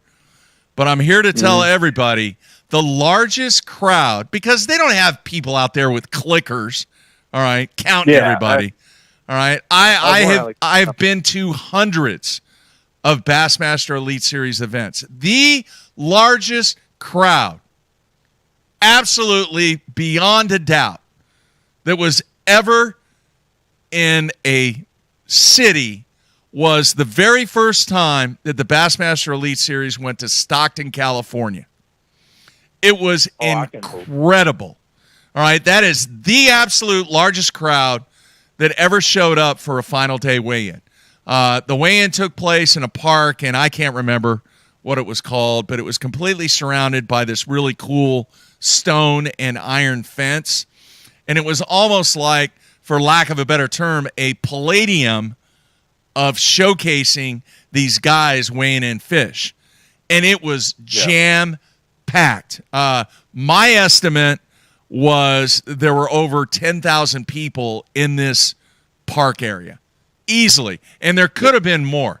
I've never seen a crowd, and even some of the events that I haven't been to, I've never seen a crowd that has compared to that first time that the Bassmaster Elite Series went to Stockton, California. It was incredible. So when people tell you that the St. Lawrence River had the greatest crowd or the largest crowd or Orange, Texas or Gunnersville or wherever, I'm telling you right now, for somebody that's been in the trenches, the absolute largest crowd in the history of the Bassmaster Elite Series, forget about the Classic, we're not talking about the Classic, was the first West Coast swing when they went to Stockton, California. Bottom line. Now, so you bring up a good topic there, right? So as far as Stockton, California, I mean, what is keeping, I mean, in your opinion, I mean, you probably know a little bit more about this than I do. What's keeping these top elite companies, Bassmaster, Bass Pro Tour, whatever, from going back out west? It's expensive. It's very, very, very expensive. And I know both organizations, they actually get feedback from the guys, from the anglers that say, all right, you know, do you guys want to go back to California? What are your thoughts?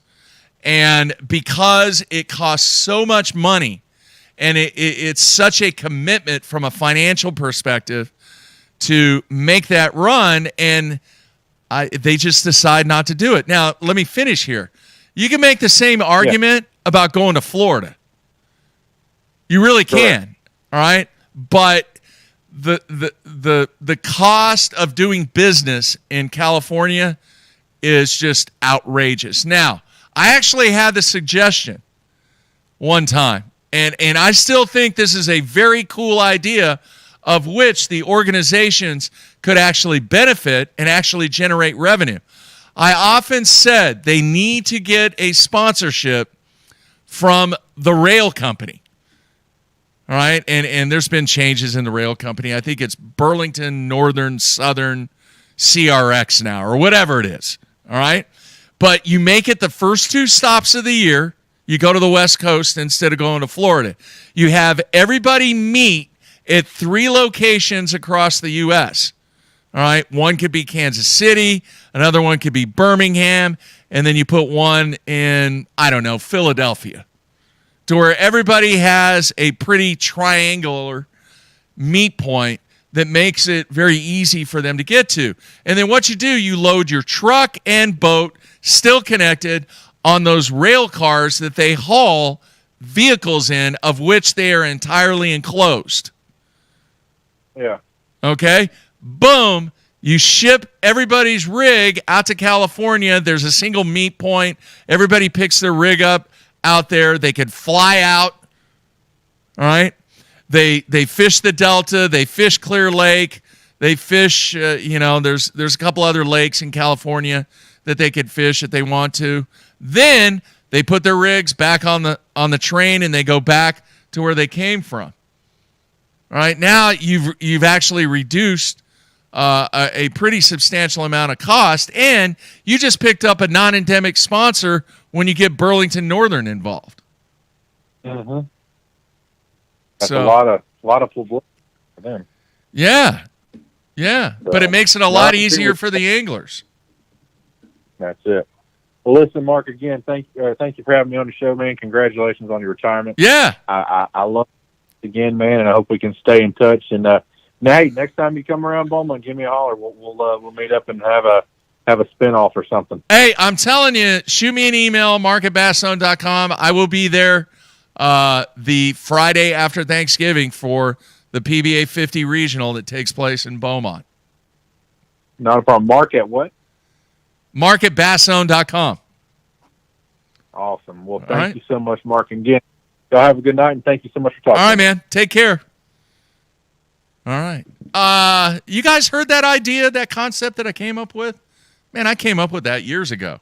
And I got that idea the first time that we went out for that Stockton, that California swing where we went the Delta and then we went to Clear Lake. And I saw those rail cars, and I was like, man, this is what they need to do. Load those rail cars up, make that California swing, and get after it.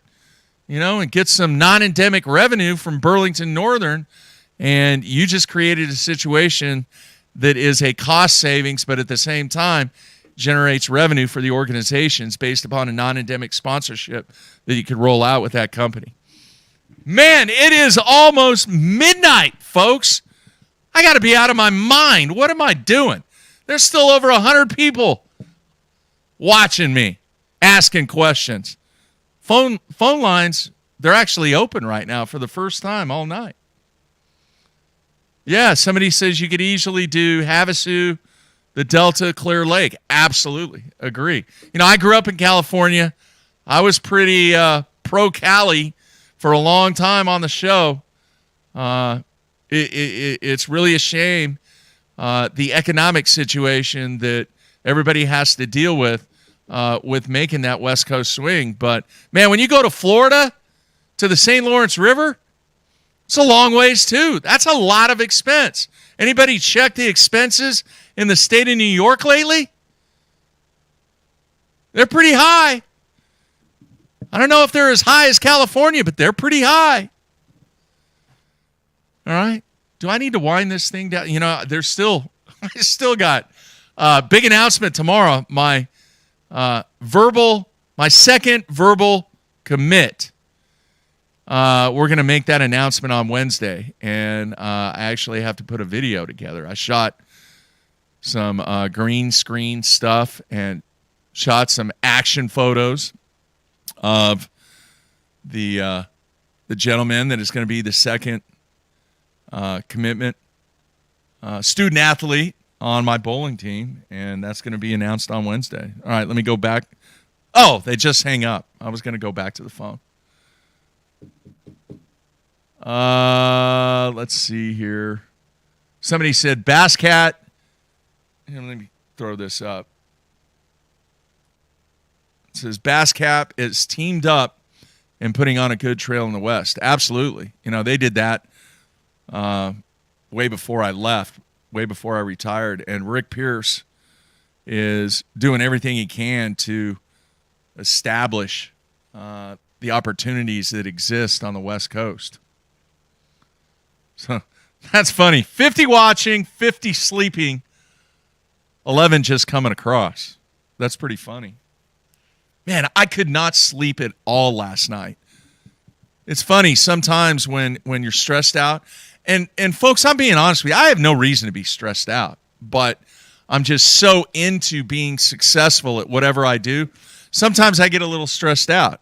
And I was, you know, I had a big tournament, bowling tournament over the weekend in Fort Worth. I finished 17th out of 108.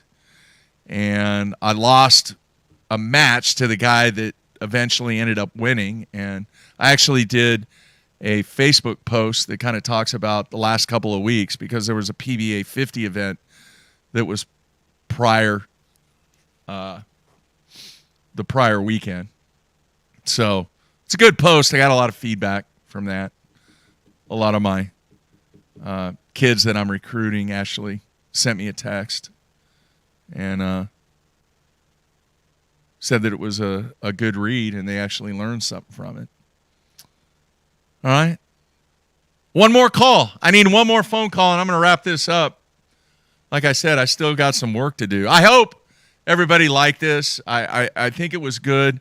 Please, do me a favor. If you want me to do this again, all right, it's going to be Mark After Dark. I like that. I don't want to steal or get in the way of Matt. That's not what I'm trying to do. This is just, I said it earlier, this is kind of my stress relief. And it's been great catching up with a lot of the fans. Love talking to the people on the Sunline Hotline. And the amount of comments that have showed up for this impromptu show has been outstanding. Somebody wants to know. Here, I'll answer this one. Hang on, let me post it here. How high will Matt finish in the Open? All right, I'm making a prediction right now. Matt will be fishing on Saturday. How about that? All right, I know he's had some struggles, and I know, he's had a couple of few, all right, maybe more than a few rough outings. But my prediction is that Matthew Pangrak, all right, is going to be fishing on Saturday. You guys agree with me? Yes or no? That is my prediction. All right. And the only reason I think that is because like I said, I talked to him today because he was needing a little bit of help on something. And, it's in his wheelhouse, man. This is what he's really, really, really good at. I mean, really good. I don't think you guys understand how good that Matt is when it comes to dinking and dunking. He is the man when it comes to dinking and dunking. And this thing, as everybody's well aware of, hopefully, Lake Hartwell, it is a dinking and dunking paradise, especially when it's kind of tough. And typically, these bodies of water, they're going through transition right now. This is his jam. And I think he's going to be disappointed if he's not fishing on Saturday because this is and sets up for him to no doubt be fishing on Saturday. So we'll see. He is the dink and dunk master. The hub and spoke, yes.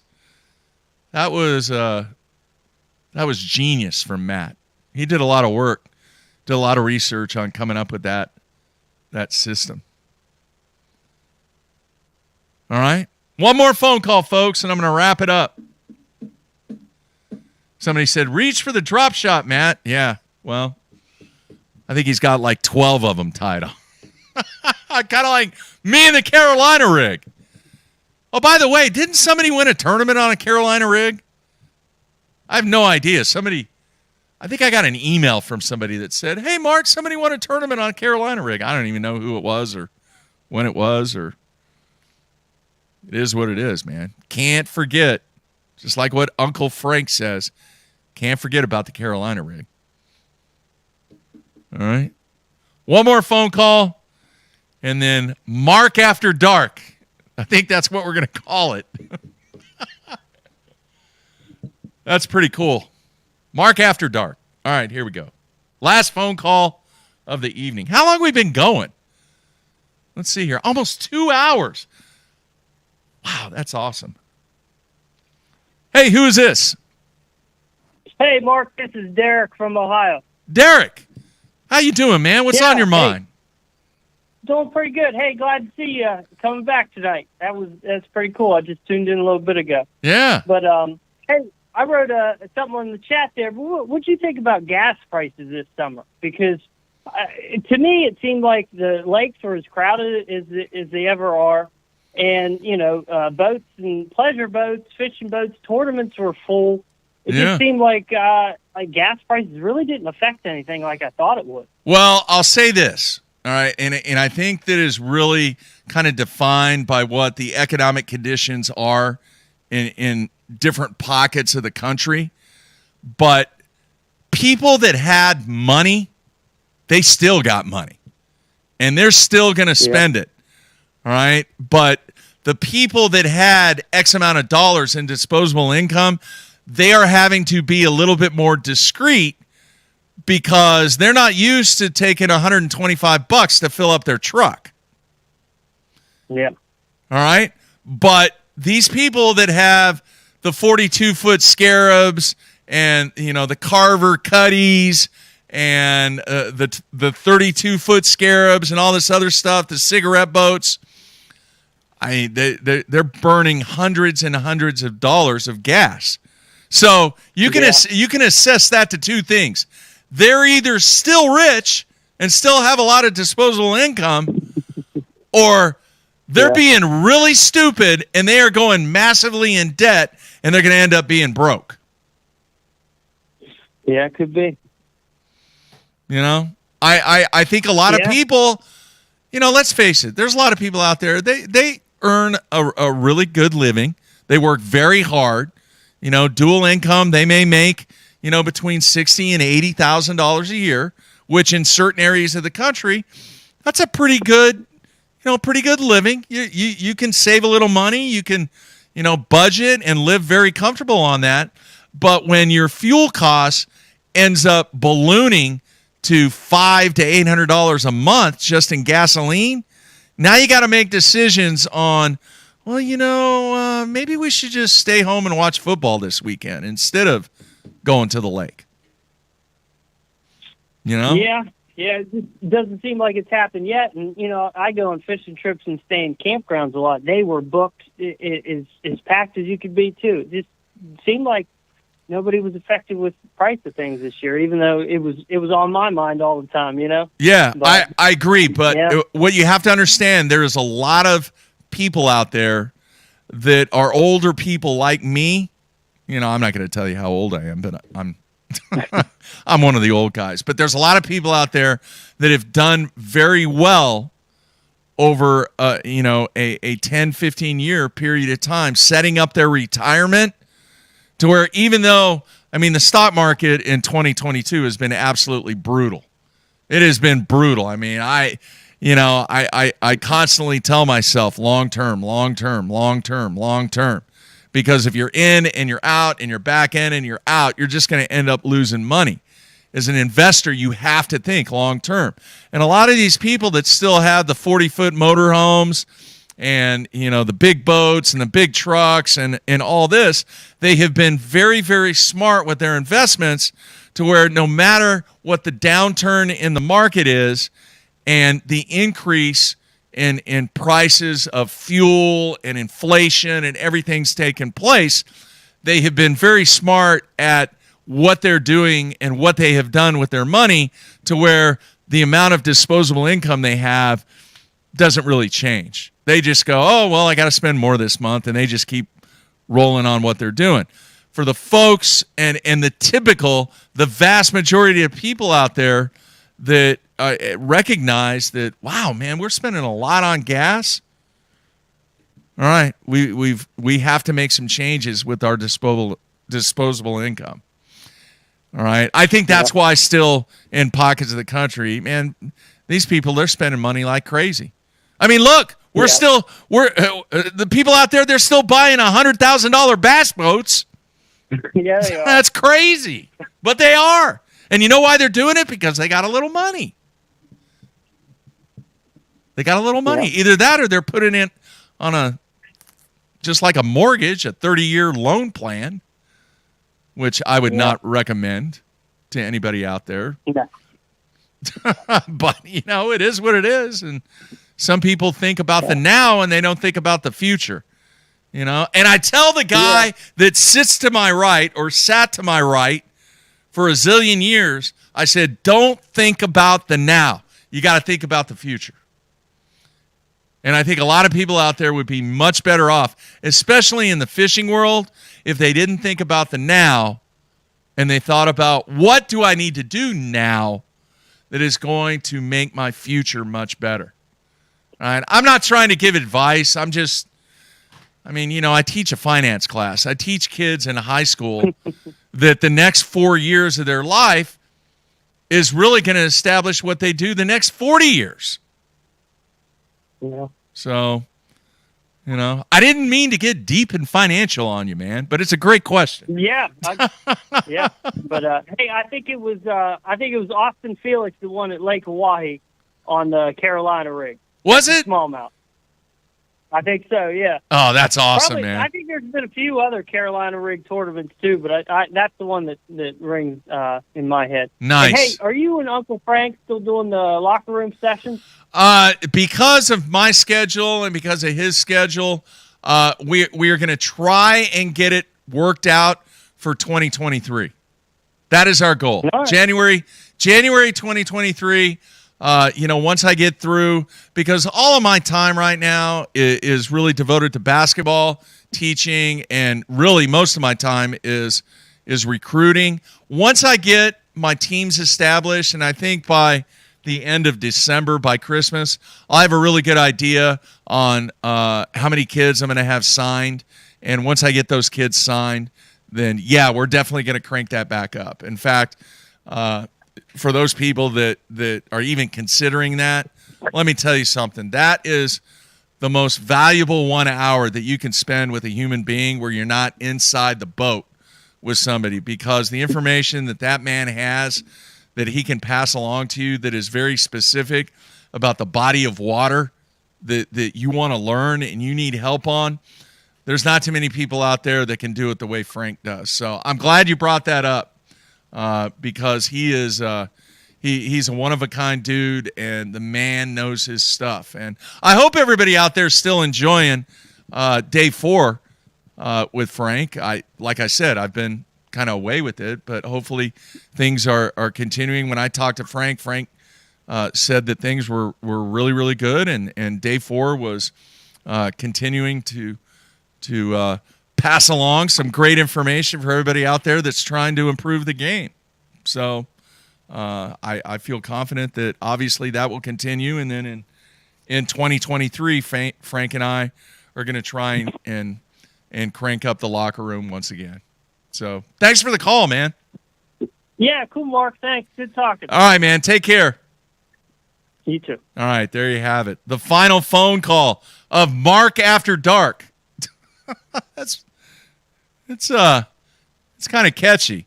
Folks, we have went 2 hours, and I don't know what else to say. just massive, massive props and thank yous to all the people that have taken part in this. And I don't think the number ever fell below 100 in 2 hours. And it is an honor. It is very appreciative that you guys would hang around and let me chat with all the people out there that called in. And this was an absolute stress relief for me. And man, just thank you. Thank you. And, somebody right here. What is this, Gary West? Mark misses his show. I think I mentioned that. I do miss the show. I miss parts of the show. But with everything, man, you just got to know when the time is right to walk away and pursue other interests. And I think that I did everything that I wanted to do, with the exception of the 20 feet deep on Tony Christensen, in my bass fishing journalistic approach to the game over the 25 plus years that I was involved with this game. And Matt mentioned it a zillion times. He's doing a fantastic job, and I greatly appreciate you guys being connected to this show and continuing to stay connected to this show. And, shoot me an email. You guys shoot me an email. Let me know if you want this Mark After Dark thing to happen, maybe once every 6 months. Maybe when I have a bad day or a bad tournament or a bad basketball game, or this recruiting thing is not continuing to go the way that I thought, maybe I need to just come out to the studio and jump on this and definitely keep things going with you guys communicating with me and making me relax. So did you guys even recognize some of the music? Let's see here. Let me see if I can get it queued up. Matt's got the mice or the mouses or whatever you want to call it. Let's see here. Did that cue up the music? Let's see. Oh, yeah.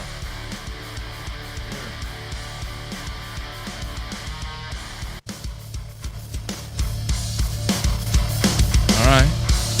There, we got a little bit of headbanging stuff in there. Man, outstanding, folks.